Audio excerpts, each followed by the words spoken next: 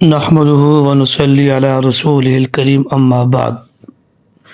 عزیز طالبات و معلمات، آج انشاءاللہ ہم قادیانی شبہات جلد اول کا سبق نمبر 1 پڑھیں گے۔ اس سے پہلے آپ کے سامنے تمہیدی گفتگو بھی ہو گئی، قادیانی شبہات کے جوابات، اس کتاب کا مکمل تعارف بھی آپ کی خدمت میں پیش کیا جا چکا۔ اتنی باتیں میں رکھ لیجئے کہ یہ جو قادیانی شبہات کے جوابات ہیں، اس کتاب کا نام اور یہ نام ہمارے بزرگ شہید ختم نبوت حضرت مولانا محمد یوسف لدھیانوی شہید رحمہ اللہ نے یہ نام تجویز کیا تھا، اور اس کتاب میں اس کے مرتب تو ہمارے بزرگ استاد العلماء شاہین ختم نبوت حضرت مولانا اللہ وسائے سبزید مجدو ہیں۔ حضرت نے اس کتاب کے اندر جو اکابرین امت ہیں، ختم نبوت کے بڑے مناظرین، جیسے حضرت مولانا لال حسین اختر رحمہ اللہ، فاتح قادیان حضرت مولانا محمد حیات رحمہ اللہ، اور اس سے پہلے کہ ہمارے بزرگ حضرت مولانا پیر مہر علی شاہ گولوی رحمہ اللہ، حضرت مولانا سید محمد علی مونگیری رحمہ اللہ، علامہ سید محمد انور شاہ کشمیری رحمہ اللہ، حضرت مولانا مرتضی حسن چاندپوری رحمہ اللہ، حضرت مولانا مفتی محمد شفیع صاحب رحمہ اللہ، حضرت مولانا محمد ادریس کاندوی رحمہ اللہ، حضرت مولانا بدر عالم میرٹھی رحمہ اللہ، حضرت مولانا عبد الغنی مجددی پٹیالی رحمہ اللہ، حضرت مولانا محمد چراغ رحمہ اللہ، حضرت مولانا محمد مسلم دیوبندی رحمہ اللہ، حضرت مولانا ثناء اللہ امرتسری رحمہ اللہ، حضرت مولانا محمد ابراہیم سیالکوٹی رحمہ اللہ، حضرت مولانا عبداللہ معمار رحمہ اللہ،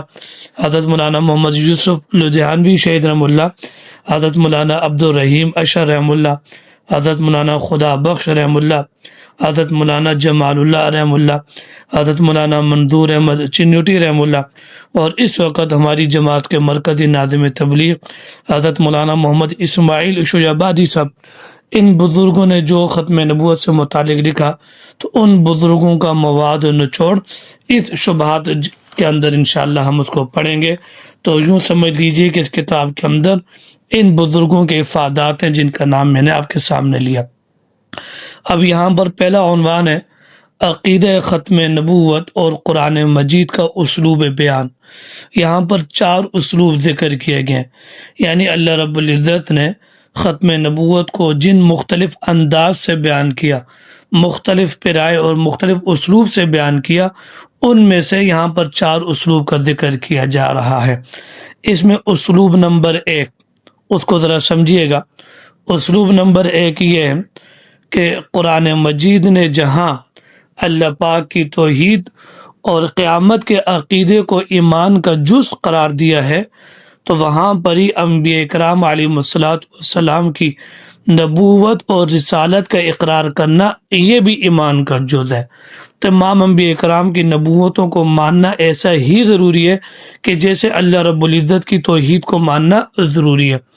لیکن جب اللہ پاک نے انبیاء کرام کی نبوتوں کا تذکرہ کیا اور مسلمانوں کو ایمان لانے کا حکم دیا، تو اس کے لیے اللہ پاک نے رحمت دو عالم صلی اللہ علیہ وسلم کی ذات گرامی اور آپ سے قبل جتنے بھی انبیاء کرام تھے، ان کی نبوتوں کو ماننے کا حکم اللہ پاک نے مسلمانوں کو دیا ہے۔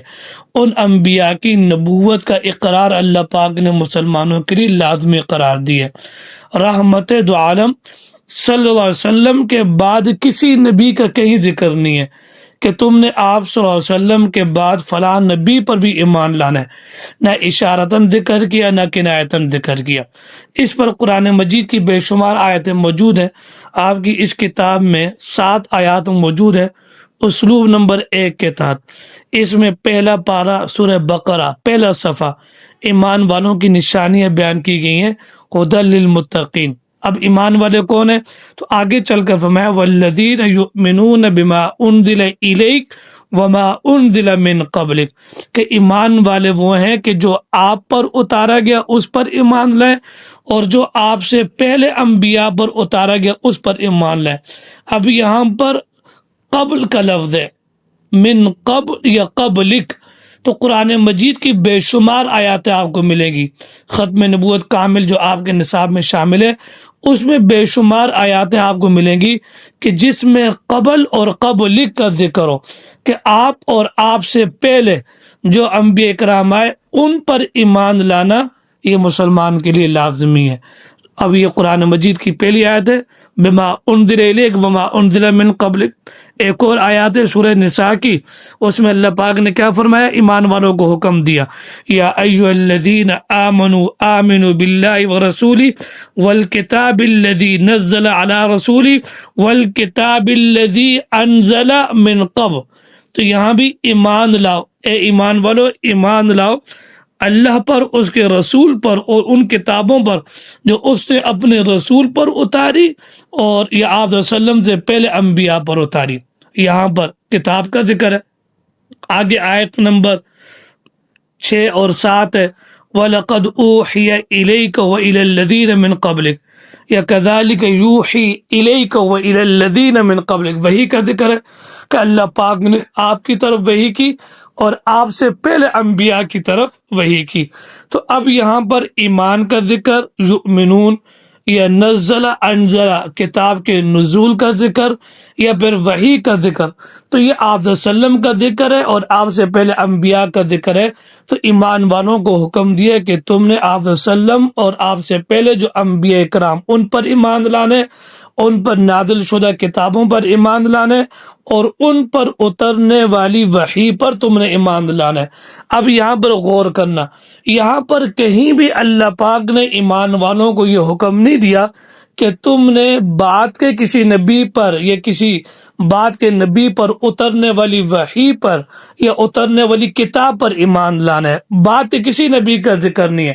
اور یہ آپ کو معلوم ہونا چاہیے اگر نبوت کا دروازہ کھلا ہوتا اور نئے نبی نے یہ وحی نبوت نے یہ نئی کتاب نے آپ صلی اللہ علیہ وسلم کے بعد نازل ہونا ہوتا تو اللہ پاک لازمی طور پر فرض عین کے درجے میں مسلمانوں کو حکم دیتے کہ تم جو ہے نا بعد والے نبی پر یا اس کی نبوت پر یا اس کی کتاب وحی پر ایمان لاؤ.